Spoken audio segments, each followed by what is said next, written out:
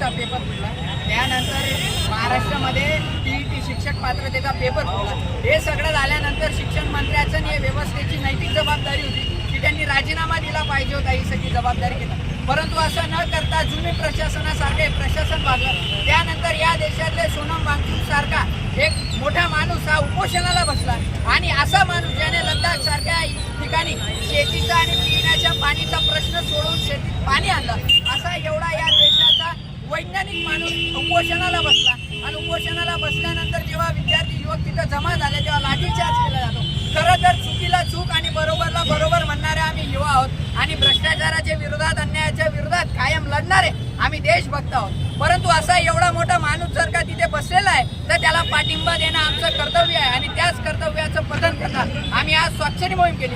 अनेक वेळा सरकारकडून सांगण्यात येतं की सोनम वांगचुक हा चायनाचे एजंट आहे। मग याच प्रशासनाला सवाल आहे की जर का हा व्यक्ती चायनाचा एजंट आहे तर हा देशात घुसला कसा आणि दिल्लीपर्यंत आला कसा, हे या सुरक्षा यंत्रणेने सांगितलं पाहिजे। परंतु चुकीला चूक आणि बरोबरला बरोबर म्हणणारे आम्ही लोक आहोत, भारत माता की जय म्हणणारे लोक आहोत। जर अन्याय आणि भ्रष्टाचार कुठे होत असेल तर आमच्यासारखा युवा तिथं उठून बोलेल आणि जर का आमच्यासारख्याला आतंकवादी ठरवण्याचं सर्टिफिकेट देण्याचं काम हे प्रशासन करत असेल तर त्या प्रशासनाला येत्या काळामध्ये जनमताच्या सामोरे जावं लागेल। आणि हा युवा ज्याच्या भविष्य तुम्ही अंधारात घातलाय तो युवा येत्या काळात जनमताच्या माध्यमातून तुम्हाला तुमची जागा दाखवेल। आणि याच विषयाचा आज अनुभव युवा मंच आणि शिरपूर बस यांच्या वतीने स्वाक्षरी मोहिमेच्या वतीने आम्ही या सगळ्याचा विरोध दर्शवून सोनम वांगचुक यांना पाठिंबा दर्शवलेला आहे।